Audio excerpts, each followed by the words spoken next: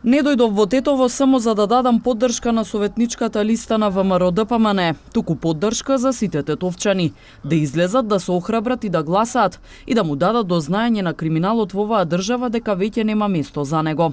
Ова го порача пратеничката на ВМРО-ДПМН Дафина Стојановска, синоќа од Тетовското Саат Маало, каде што им се приклучи на кандидатите за советници во предизборните активности. Поддршката ја давам за оваа советничка листа, затоа што во изминативе можеби не се ни цели 10 месеци овие луѓе докажаа дека може некој искрено да се грижи за своите сограѓани, без разлика на нивната политичка или верска припадност, дека може искрено да се работи, да се подава рака, да се пружа помош, да се дава соодветна информација, некогаш враќање на повратна информација не значи и давање на одговор како што посакува сограѓанинот, но е битно да се добие информацијата. Тоа овие луѓе го направија, беа четворица кои што на минатите локални избори влегува во Советот на општина Тетово, но мислам дека со ова што во изминативе 10 месеци се случи, јас сум убедена дека бројот на советници на ВМРО-ДПМН во Советот на општината Тетово ќе се зголеми, и во тоа сум убедена, и затоа ги охрабрувам сите тетовчани